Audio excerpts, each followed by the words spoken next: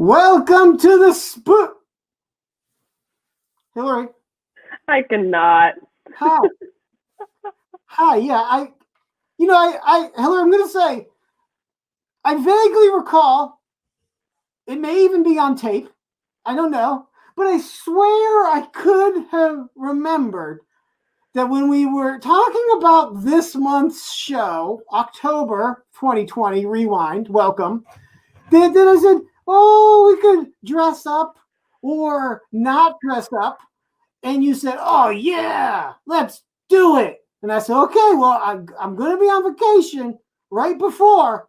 So we're not going to be a plan. You said, oh, yeah, I'm going to be in costume. And here we are. One of us. I'm in costume. What are you talking about? This is my millennial outfit.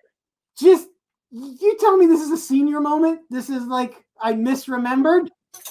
My wife would probably agree with me, but I'm going to start recording after the show because you said you were good. I did. I did. You caught me red-handed.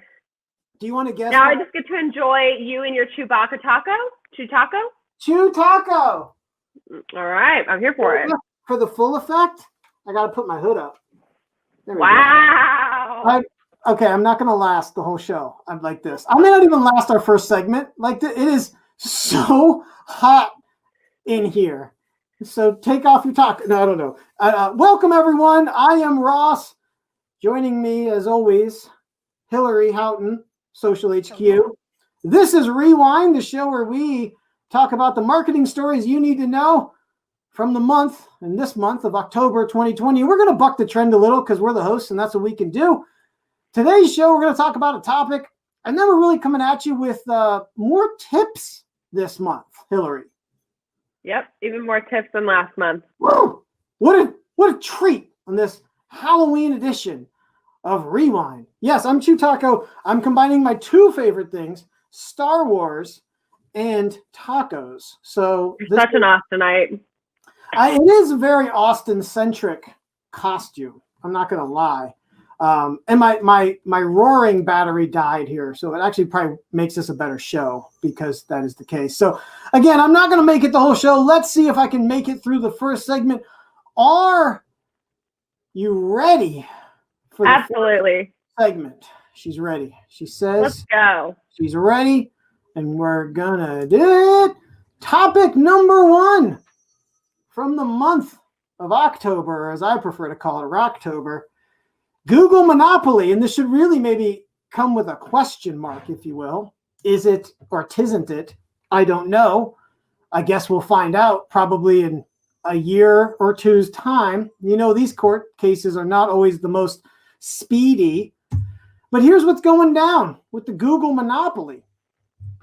The U.S. Department of Justice filed an antitrust lawsuit against Google's parent company, Alphabet, for using illegal means to keep its monopoly power.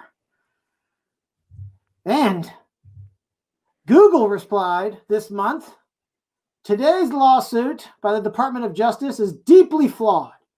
People use Google because they choose to, not because they're forced to, or because they can't find alternatives. So, let's talk a little bit about this. I have strong feelings about this, but I don't I don't know enough about antitrust litigation. This may shock you that a man in a Chewbacca taco costume is not a legal expert per se. But we were talking a little bit about this before the show. I just feel like search and social are different. They're inherently different, I feel like. Now, Google has tried. Remember, Hillary, do you remember Google? Do you remember Google's social platform? Do you remember that? Google Plus. Google Plus. It was Google Plus, and it was awful. It was horrible. There was like 3 people that. It was horrible. It was the real pits. And a failed experiment. Okay. But Google is still maybe blurring the lines a little. One thing you'll find on the Google app, which you brought up when we were chatting, prepping, on the Google app on your phone, it will give you curated trending news, right? But other than that, you go to google.com and it's, as they call it, the homepage of the internet. And my thing is this. Google, you have to turn the key on Google. Mm-hmm. You have to put in a term to get your results, right? Mm-hmm. Results that are yes, given to you by a proprietary algorithm, right? Mm-hmm. But I would argue, especially because we do so much SEO, I would very much argue to say that Google, at the end of the day, their business model and also why I think they've been so successful is because their algorithm is tuned to give you the best results for your search, mm-hmm. right? Mm-hmm. They are very much invested in, if you are searching for something, they want to get you the results. Now, there's an interesting note about a month or two back, maybe more than that. All this time blurs together. And that is, I spoke with Fernando Angulo on my podcast, tripodpodcast.com. And we were talking about Google and some updates. And he was saying how they were invested in predictive and Mm-hmm. AI like results. I said that's a big shift to go from what you want and giving you exactly what you want to what we think you want. Mm-hmm. That's a big shift, right? And I don't know if it's a great shift for Google. But I feel like you have to put something into Google to get results. Social is more of a lean back. Social, yes, you give it some information about yourself. Mm-hmm. You like things. But I do feel like that social, and let's just say Facebook for now. I'm not going to, but just because they're the ones that do the best with data. I mean, best and worst, but best experience. The most comprehensive. Well, thank you. Yes, most comprehensive. That's the absolute most fair. Most comprehensive with data. They take things they know you like, things maybe your friends like, and then they say, oh, you may like this. Mm-hmm. And whether it's through what they put out, but mostly they allow advertisers to tap into that. I don't believe we have a monopoly situation with Google. But you feel otherwise. We're friendly enough to agree to disagree. I feel like let me say this. I feel like if you have a monopoly situation, I don't think this is a monopoly discussion. I actually think this is better suited as a data discussion, and everyone should be called to the table. That's my thing. Yes, I would agree with you. And I think that what this comes from and stems from is more of that congressional hearing that happened, when was that? It was during the pandemic, but it was when you had... It happened this past week, too. They got called again. Yeah. So he looks like a mountain man. He looks like... who was the really rich guy that flew the airplane, but then he lived in isolation and he went crazy? Lindbergh? Was that him? He looked like Charles Lindbergh. I mean, maybe that's why he says that nobody in the Twitter offices had to go back to the office anymore. He's like, I'm headed to the mountains, people. Yeah. Get me out of here. Yeah, but I will say, here's the best analogy that I can think of when it comes to search. It's not necessarily, Google by far has the best product in the search space. Yeah. But to say that they don't have, their algorithm doesn't impact the type of content that people see, similar to what the issue was with news feeds. If you go into your Facebook feed and you look at your feed, and then you go into your mom or your friends or your colleagues, I know, welcome, Ross. Hi. But if you go into their feeds, they're going to look drastically different than you.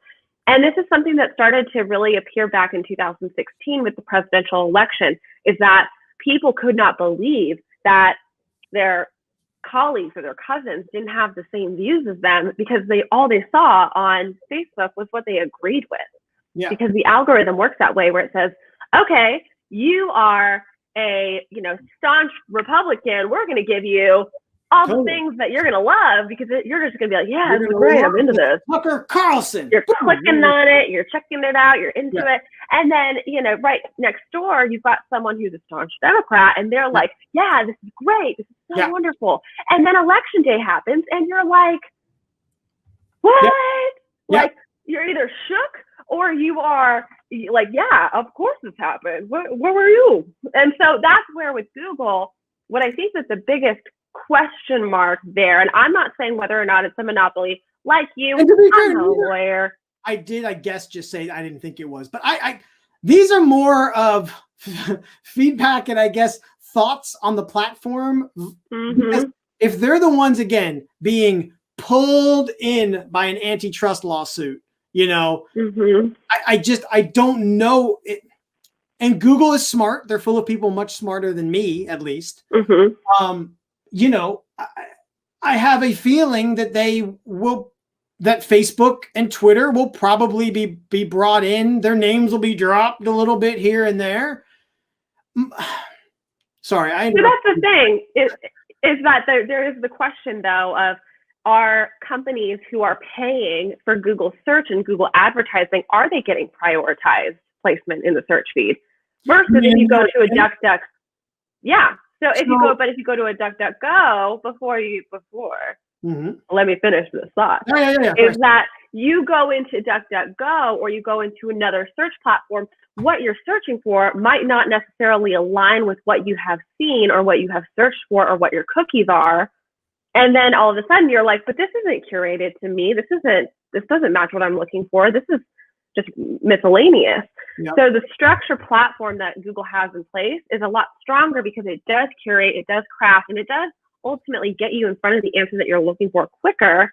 But to say that you don't have to sacrifice some of the data question marks of interest and prioritizing someone's interest in what they see versus what may be true or what may be false, question marks. I mean, for me, it does come back down to that.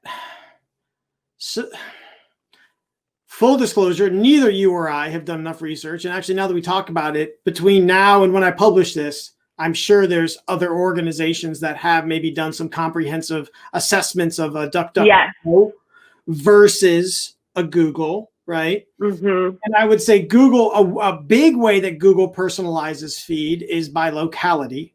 So I would say when looking for product services, that is a huge way that, yes, search looks different for you based on locality.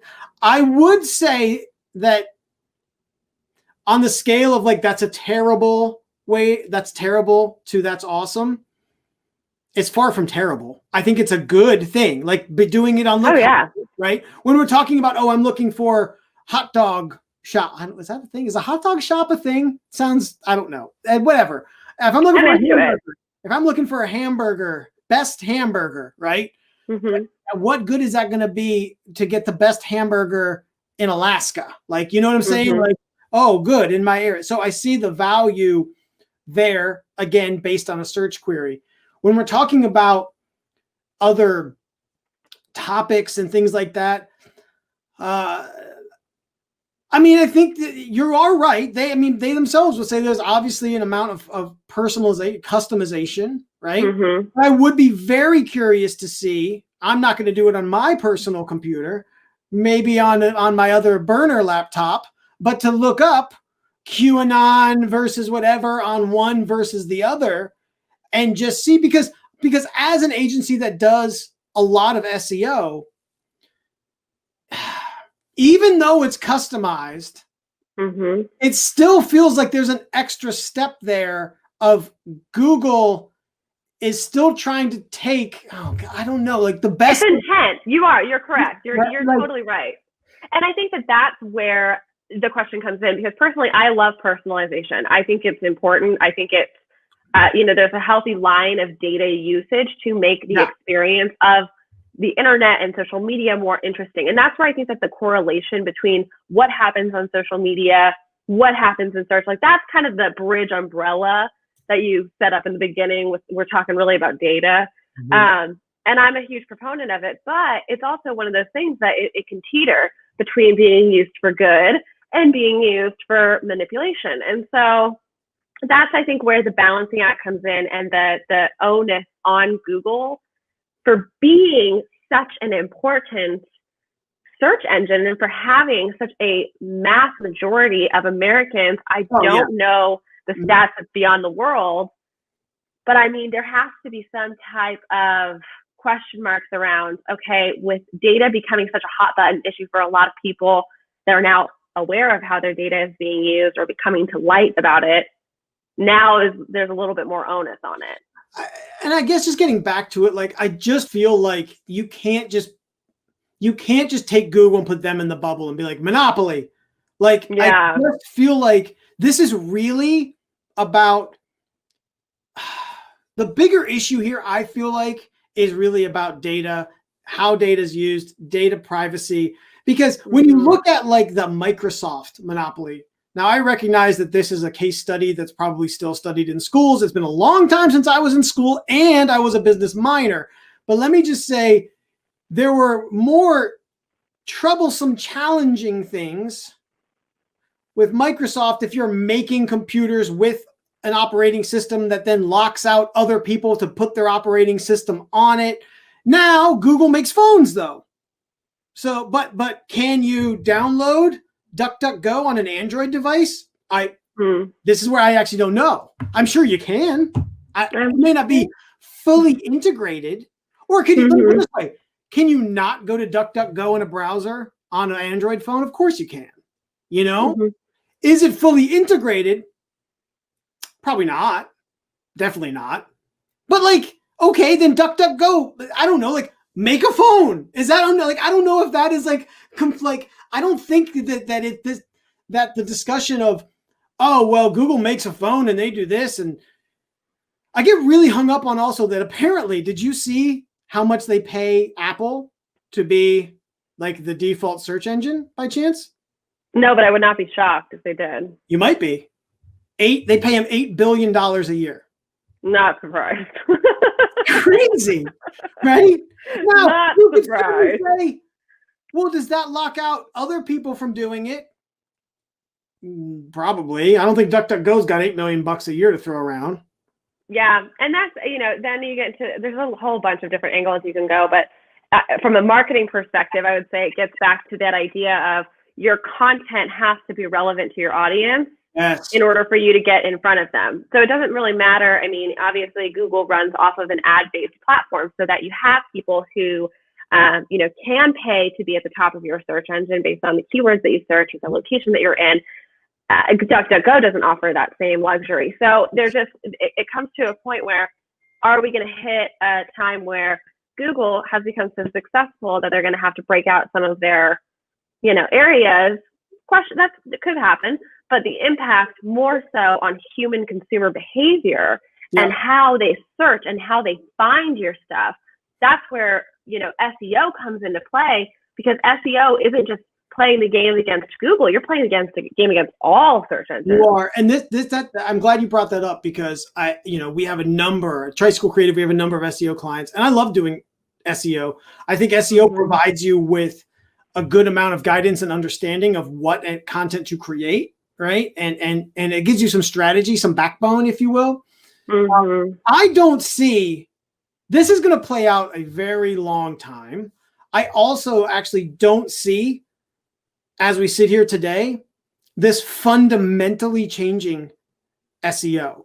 SEO is become these equal parts technical and content, leaning more into content, interestingly enough, because the technical has like the bridge to accomplish the technical things that you used to need. It's become a lot easier. Page load speed, some of the very technical things are a lot easier to attain now. Before, I got to pay a supreme amount of money to get a real fast page load, and without getting into the nitty gritty. But when it comes down to it, SEO is about creating content that has useful information in there for search engines to refer people to your content. And that's what I tell people. I was like, you think about the easiest way to explain SEO is think about like if you're in an actual like physical networking group, right? And you go out to lunch with one of the people in the networking group, they really get to understand your business. They're better equipped to refer you to someone because they know more about you. That is in its simplest form. That's what SEO is. You're creating content that has a lot of information in it that search engines can take and say, oh, okay, well, I know a lot more about Tricycle Creative than I know about Bob's marketing firm. So when people search about it, I just know I have a lot more stuff over here. I can make I can make the connection more specifically or make a better connection. And I don't know. Yeah, go ahead.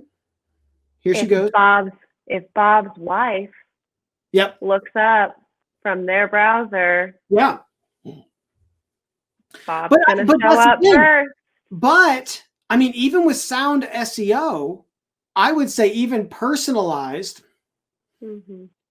I don't, even as someone who works in SEO enough, and I don't know if this is even an answer that because personalization is personalized, But I like to find coincidences and just like poke at them all the time. It's like my favorite. I mean, but I would say that I would still argue that sound SEO can override some aspects of that personalization. Bob's wife isn't actually going to buy from you. No, I've met Bob's wife. She's a tough cookie. I can't secure her as a client. Goodbye, Bob's wife. I can't get her. So there's definitely going to be more to come, and I'll leave on this because we both saw this. What came of this news? Well, there could be a new player in town. Who's that new player that might be looking to make a search engine, Hillary? The little old startup named Apple. The little startup named We need a little guy that could in that. Thank goodness, because that's what we need. I know, to be fair, Apple is really leading the charge when it comes to privacy. I'm not saying they're doing everything right, but I will say they are doing more things, I think, probably right. But it's also because they don't have their hands in as much. I would say that they're marketing that they're doing a lot with privacy. Well, no. I don't think that's fair because listen, Apple doesn't have a social network. Apple doesn't have a search engine. You're right. Apple has done a pretty good job. So like Apple, like. But like, I'm not going out there and saying that Apple is a saint. I'm such a cynic with everyone. Neither am I. But they're certainly not as much a sinner as some of the other ones. I will say that. I feel comfortable saying that, But you're right. Yeah, they are kind of pounding it home. But I do think it's more than just marketing. I think there is a lot of truth, particularly in reason. We talked about this last episode. Recently downloading the new iOS. Yep. There's all kinds of privacy stuff in there. Now I can't compare it to Android. I don't have an Android, so I don't know. But it was a big step from the previous iOS version. Let me at least say that. Yeah, they did. And they have done a really good job with that. Yeah. So we move now. Topic 2. LinkedIn lesson. My favorite platform. Mine too. I got big plans coming up in a couple of days. Maybe I'll share them at the end of this episode. I don't know. Real teaser that no one cares about. Anyways. I love that. The best teaser is one no one cares about. That's a little insider pro tip. Okay. We were talking at the end of, you know what? I should have recorded it because then I would have had how you said you were going to wear a costume. We were talking at the end of last month's show when you made a promise and you didn't keep it, but that's okay. I showed up as a millennial. That's all I can say. What am I? I am an old man. I can't. Okay. And we're talking about LinkedIn. Because we were talking about LinkedIn stories. That was our bonus feature. If you didn't get that, check it out on last month, September Rewind. Great. Rewind to rewind. Great segment Hillary brought to the table on LinkedIn stories. And I was talking about a beef I had was how much, I'm going to call it spam. I don't know if it's like the proper thing, but like when you change, let me tell you this. When I changed my title on LinkedIn, maybe you experienced the same thing. When I changed my job title from, what was I? I think I was a senior director or director before to founder and CEO. Mhm. Whoo, doggy. Mhm. I get a lot of connection requests. We are a loved market. We are. Founders are. In Austin and being a founder, co-founder, CEO, whatever. Yeah. Right. I've seen, and is this true for you too? Does this happen for you? Like when you shift? Oh yeah. Oh Right? yeah. The amount of messages that I got from unsolicited folks on LinkedIn became tenfold. Yeah. 10. Yeah. Easily. 10. Mm-hmm. Easily. And so I was, as I'm prone to do, ranting incessantly about that. And you, as you're prone to do, said, well, here, let me give you a little tip. I said, ooh, a tip. I love a good tip. Do you want to share with our viewers what that tip, if they have recently, if they're a creative business owner, if they're a creative entrepreneur and they recently changed their title on LinkedIn, or they're just getting connection requests from people they don't know, right? Mm-hmm. What do you do? How do you turn it? How do you do? Yeah. This is, I call this LinkedIn jiu-jitsu. This is like what you did to him. Just like that. It's very simple. It's a very simple step. But ultimately, a lot of people that reach out on LinkedIn, and I use LinkedIn personally as a professional tool to connect with other businesses, because that is where I am able to find people who are in my industry or are in my clients' industries that I can connect with, learn from, share with. I love LinkedIn. I think it's a wonderful platform for professionals that people steer away from. And the biggest complaint, to your point, is that they're getting so many messages from unsolicited people who are looking just to make us fail. And it's not necessarily, I think that a part of sales that I love is that you have a service or a product that can help improve someone's business and help make them more money and help them grow. I love that part. You solve a problem. Yeah. At the very simplest. I mean, I talk about different lines is like, why does someone care about you? If you can't answer that why, then you're like, what's the point? Yeah. So with LinkedIn, though, you have a lot of folks who are just copy and pasting a message that is so blanketed, has nothing to do with your industry. They just saw that you're a founder, or they just saw that you're in marketing, and they're just like, blah, blah, blah, blah, blah. So they're asking for something, and they're asking for you to do a demo call. The amount I get is unbelievable. And so my tip is, a lot of people will just ignore it. Instead, turn it around and say, hey, Ross, thank you so much for reaching out. I really appreciate your message. Your service and product sounds amazing. I currently am in the process of growing my business, evolving into this new space, bringing on this new service line. So I'm actually looking to build this part of the business, and I would love to be able to invest in your service after I get a couple more clients. Do you happen to know anyone who you could introduce me to who may be needing this type of service? And that flips it completely, where now you're pitching them as a referral. Jiu-jitsu. You're like, what's up? How's that going? You just LinkedIn jiu-jitsu'd them. And it's like, you want a discovery call, man? Yeah. You get me a client to make your service affordable and worth it for me, and we'll do it. Make it worth my while. Because if I accepted all the discovery calls that I get asked to be on, I don't actually think there's enough hours in the day, in the year. You never make money. Yeah. I make money only on being on discovery calls. Then that would be the only angle, and I don't think that's possible. I loved this hot tip because you're right. It totally turns it around. And I will say it will separate the men from the boys. I don't know. It'll separate the people who actually want to do business with you or who are serious about it versus the people who are just doing the spray and pray. Yep. Right? You've got the quality, and then you've got the volume players. So you really want to focus only on working with the quality, because those are going to be the people who, of course you would love to give them your business. If they can do something for you the same way that you're doing something for another company, you would love to be able to share in that success. So saying that you're not there yet, or saying that you are really involved in growing this other business line, I mean, come to the party, let's hang out. And then in 6 months, I'll sign a deal. Such a good tip.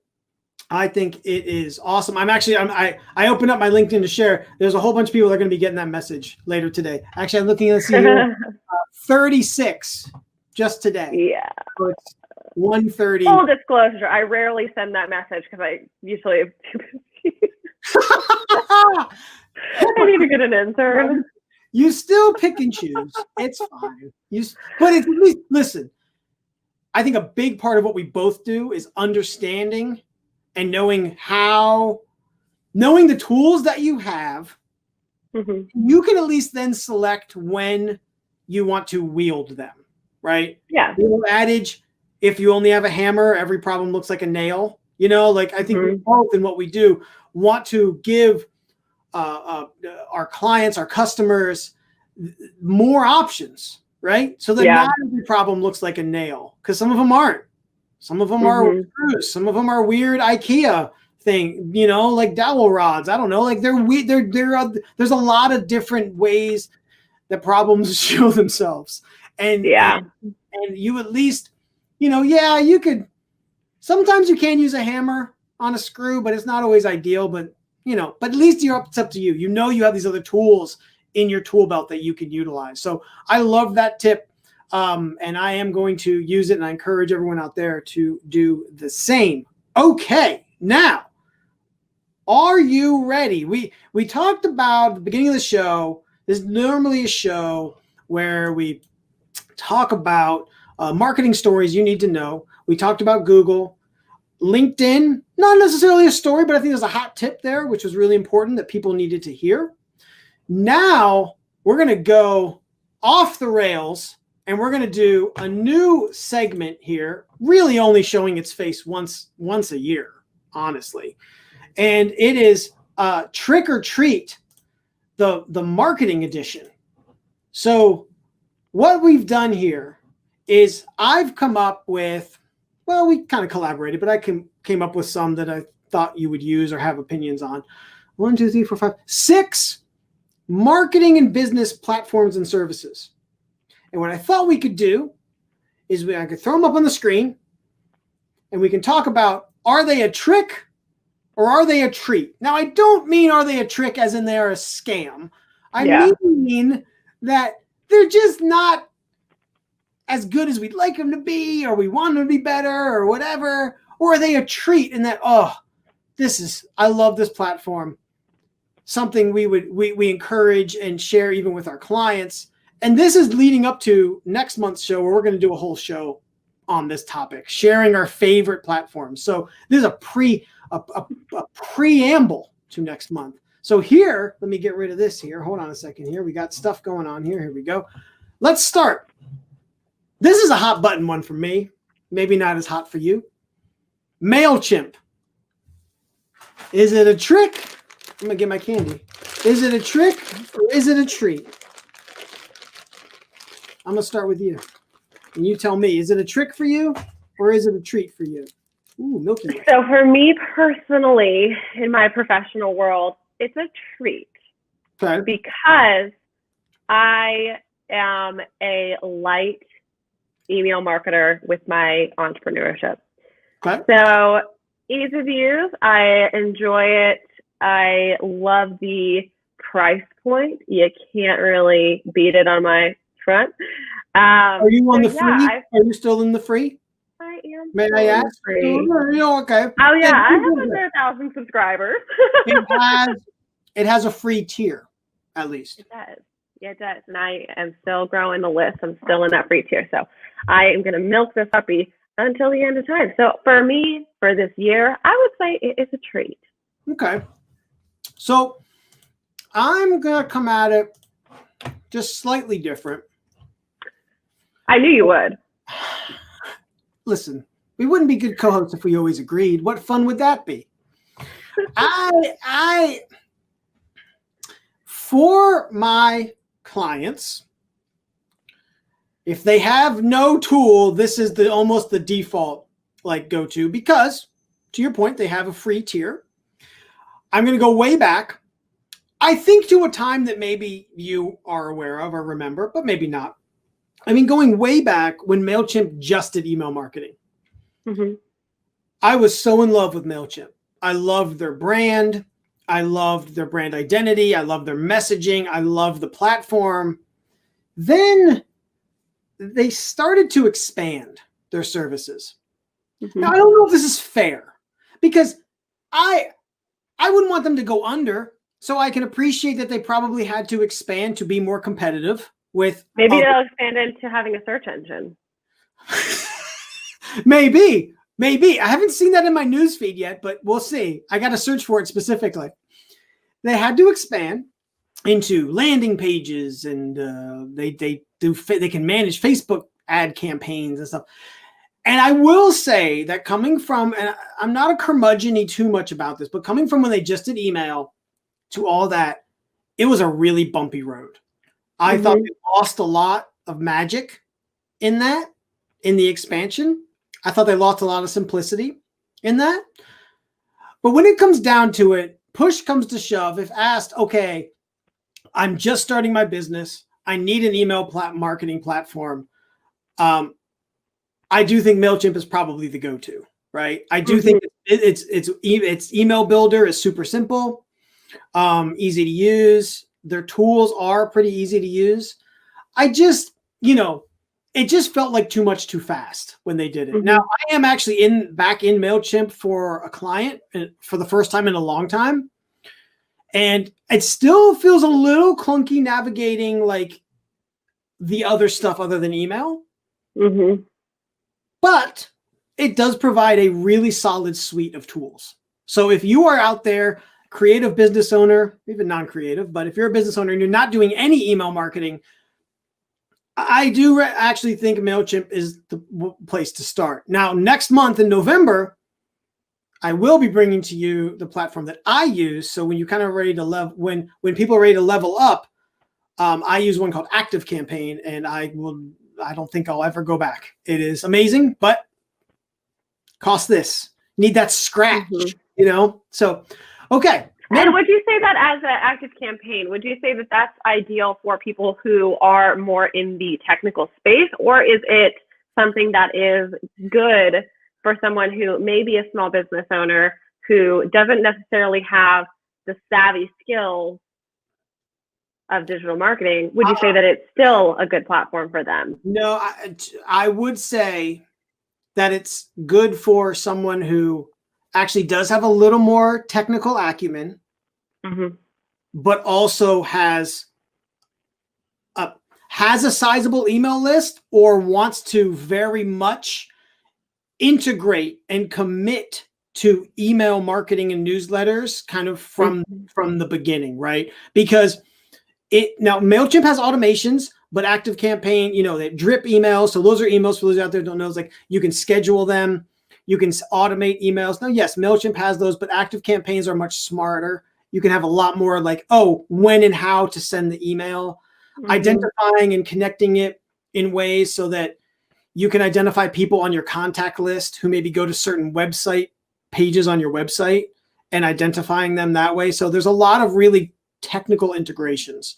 So to your point, I do think there's a certain level of, you need a little more, maybe you don't have it, but if you're willing to learn, there's a little sharper of a learning curve there.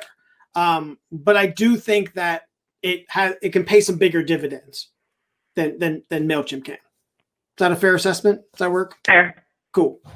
All right. This next one, Later. Why don't you talk a little bit about this one? Because you brought this one up right off the bat. So I love Later. Talk to me a little bit about this. What's Later? So Later is a social media planning, scheduling, analytics, marketing platform. It's specifically designed to bring your content planning to the forefront. all in one platform. So I have always been a big fan of social media management tools. It brings everything together. You don't have to log into Facebook, log into Twitter, log into Instagram. It's all under one umbrella. And so for any business of any size that's on more than one platform, I highly recommend using a social media management tool. Now, there's other tools out there that have different strengths. So if you are just looking to schedule tweets and that's exclusively what you want to focus on, there's other platforms that are better. But what I love about Later, and I think that they've done a really great job with, is that they're a visual first platform. So you can schedule with the idea of how do I bring this brand together visually in my feed, and the importance of having a really strong visual feed, whether that's on Facebook, whether it's on Instagram, whether it's on Pinterest. It builds credibility for your brand, and it builds that extension. This is a very strong platform for brands that are product or even lifestyle, right? And service. That's true. Yeah, you're right. You're right. You're totally right. Oh. Now, I will say this. Don't be fooled here, right? This says world's favorite. Like they do lean on Instagram pretty heavy, right? And they do have an app. They do have an app, which is nice, but they don't only do Instagram. You know, I actually thought that at first it was only an Instagram one. Then I signed in, and this one also has a free account, freemium. These like many, like up to a certain point, then you have to pay. So I do like that model, particularly for startup creative business owners or startups, or if you're just you're not sure. These are great models. The freemium model is great. They give you a good amount to sample on, before you buy. But yeah, and it does a really good job. The thing I like most, and usually where I recommend social media management tools in the most cases, is just getting a lay of the land. Like I, for one, like to look at a calendar and see, okay, do I have big swaths of emptiness, or am I, are there gaps, or, let me drop in something that I'll say evergreen. So some old here that's relevant, and we're, so I love looking at a calendar as it relates to social and content stuff. And Later provides you with that. Now, I did work with Later a little bit, and I would say it was a treat. I am this, I talk to you about this all the time. I'm a tinkerer. Like I whether it's for my clients or for myself. So I did really enjoy Later, and Later also, if I'm not mistaken, has one of the they're the company that does one of Linktree or something like that. If I'm not mistaken. The link in bio. Yeah. Link in bio. They have a partnership. Yeah, so that's integrated. So for those of you out there that maybe use Instagram, they have a link in bio tool, which is great. You put one link in your bio on Instagram, because as you know, you can't put anything more. And when you tap on it, it brings up like a whole bunch of options. So I can kind of show you. I always forget which one I use, but so I use Linktree, but it's similar concept. So when you click it, you'll go and you'll see a whole bunch of options. So because the thing that most people struggle with Instagram is like, oh, I need to pick one link and put it in my bio. Well, this solves that problem. So I really love that. Another social media management tool, which is ever so popular among startups, Hootsuite.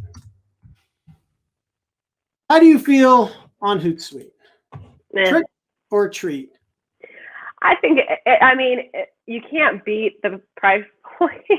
Again, it's another freemium, free if not freemium. Yeah, freemium. Yeah, number it is a freemium. Personally, so Later would be my platform of choice for any brand that is using Instagram and is a smaller company. Small to medium-sized businesses, perfect for you. Yeah. But for larger brands, or even for brands that are not on Instagram, I would say that there's other platforms out there aside from Hootsuite that I would still prefer. So originally, and back in the early days of when I started working in social media, Hootsuite was kind of it. That was what was there. Yeah, it was the jam. I mean, it was the one. Yeah. So they have a long life ahead.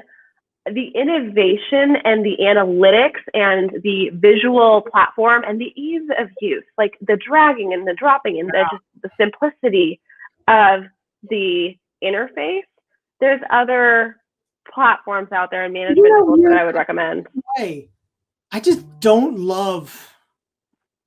I don't love it. Feels like old Microsoft to me. It does. It does. Yeah.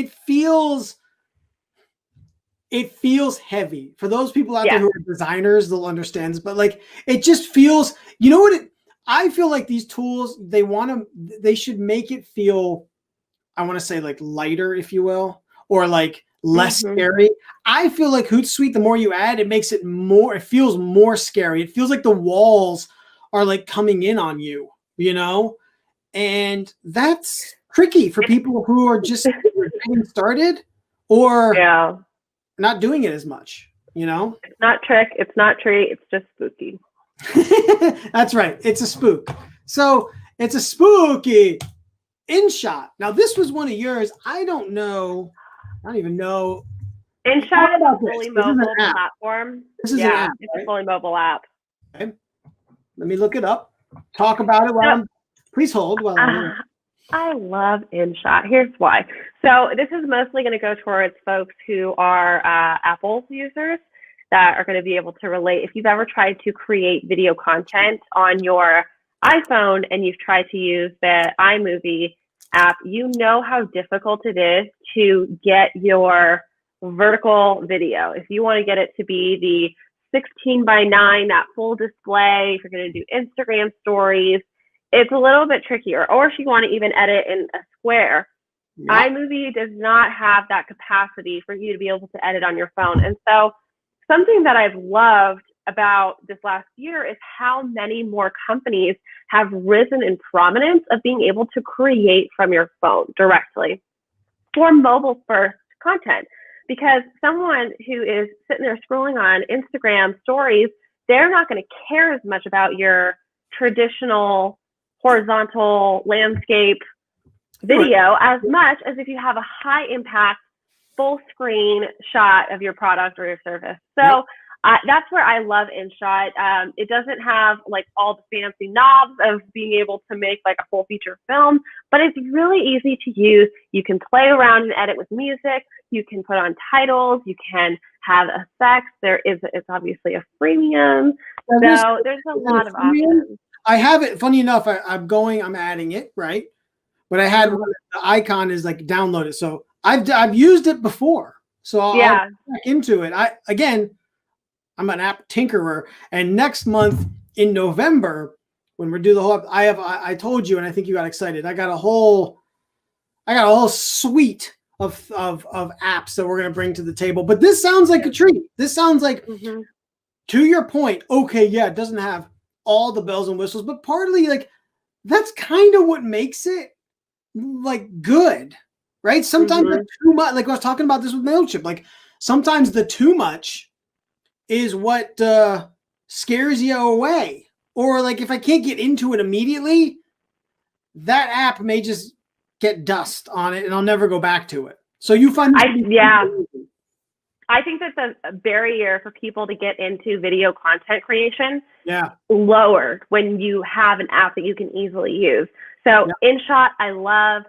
Time lapse, there's Life Lapse, which is a time lapse app. There's a lot of different apps out there that I've made, especially from a traditional agency model, who have gone and spent, millions of dollars on these high-end production creations to get their brand out. Well, now the tables have turned to where that technology to be able to create something that connects socially specifically doesn't need to be a $50,000 investment for 3 stop motion videos. You can create that with your phone with Life Lapse. So I love talking about this stuff. It's so crazy because,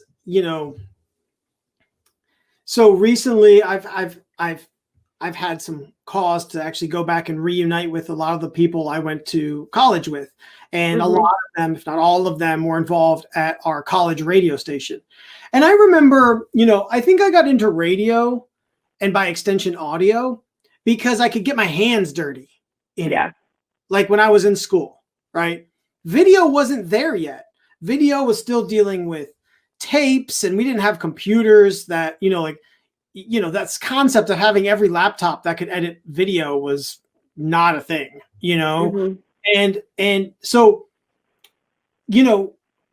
I just bring that up because now we have this opportunity where not only just on your laptop, but like on your phone, you can edit video. I just have to think if, I were back in school now, oh man, I probably would go right back into video and get my hands dirty so easily on it. And you'd be making all the TikToks.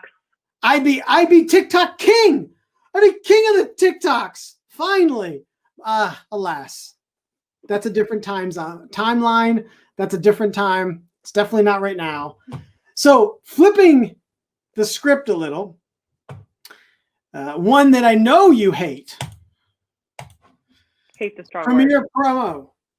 Premiere Pro. Well, it's got a typo on it. It needs to have an extra E at the end. But don't listen. Just relax. All right? So, that's the trick part of it. This is actually not even a real company. So I think I know the reason why you don't like this is because the level of complexity required to do something, I'll say quick or short or like simple even, it's not there with Premiere Pro. Correct? Have I properly assessed your? I would say with Premiere. InShot is on the easy, accessible, not as complicated. Premiere Pro, you could probably make a Sundance film in. So we're not even speaking to the same language here. But for the lens of an entrepreneur or a small business owner who's trying to create video content, I would say, how about you pass on Premiere Pro? You don't need to go Premiere Pro. You don't need to. It's not. There are many tools. So if you're not creating video because you don't know or have Premiere Pro, that's not a good enough reason. There are a lot of other tools out there. I use both. I love Premiere Pro. We'll talk more again about this in the November where we talk about all of our favorite, the marketing platforms that we are most thankful for and services. I love Premiere. I think it is just a lovely treat. They actually do have a mobile version of it called Rush, which does do some amazing things on the phone. But this is the thing too. Part of this is trying out different ones. I know I have you may try InShot and you don't love it, but maybe you try something else. Okay, this makes a little more sense to me because, they all do a little bit different things. They do it a little differently. And I will say user interface and simplicity, it can swing wildly between apps and software. So I have one last one to round out our trick or treat segment. And that's Calendly. Now, this is not a marketing tool, but we both thought it was important to bring it in here. So, Hillary, what is Calendly? Calendly is a calendar scheduler and automator. So it allows for one user to go in and see the other user's availability. You can also, as a admin, set your pricing on it. You can schedule out your Zooms. It's just a great automation tool for operations to allow for your marketing efforts to go even more smoothly. My time is my most valuable thing. So Calendly helps me in a number of different ways. It eliminates the headache of the 10 emails that go back and forth to schedule a meeting, right? The inevitable, when are you available? Oh, I can do this. Okay, well, I can't do that, but I can do it. Even just talking about it makes me want to throw up. It's the worst. I hate it. Calendly solves that because when you have an account, you can go in there and you can, set your availability. And here's what I love about Calendly. Super smart. It syncs with your existing calendar. You connect them. And so let's say I say, every day from 1 to 3, I can be open to do consultation calls. But if I schedule something in that block on my own calendar, Calendly knows that and it makes that time unavailable. It is super smart and it works kind of in the background there. I utilize Calendly on my own website when it comes to booking consultations. I have it in my email signature and I'm constantly just grab some time, use that link, be done with it, that kind of thing. I love it. And people often ask Why are you always talking about productivity stuff? Because to me, I am very much passionate about my business, but also about marketing my business and creating content. Mm-hmm. And I think if you don't have a good handle on your productivity and on your time, you're never going to be able to prioritize or get to those things that you want to do or that you need to do as the business owner. So this is definitely a tool. Like, if I had to cut down and only could use like 3 tools or whatever, this would make that list, because I just can't imagine my life without it. This is your MacGyver. This is my MacGyver. I love it. Like, it's like, it's so good, because nothing aggravates me more than that, like the waste of time and headache, and the headache that comes with like the 6 email exchange of trying to, it's the pits. It's the absolute pits. I totally agree. And I will take it a step further, is that this concept of a calendar automating tool, there's special integrations and partnerships that Facebook has for Instagram. And Calendly is sadly not one of them. Oh. So Acuity scheduling is another one, and there's a host of them, but they actually will integrate into your social media platform so that you can hit a book now button for you to immediately schedule without even leaving the social media tool. So you're talking about the integration on your like Facebook page, and I guess maybe by extension, like, does that connect Instagram? Also to Instagram? Yep. But Calendly's not one of the approved. That's a bummer. I know, it drove me crazy. Yeah. Okay. So Acuity is another one if you're looking at. Okay. Cool. That does sound familiar. I do feel like one of my clients uses that. So a similar concept.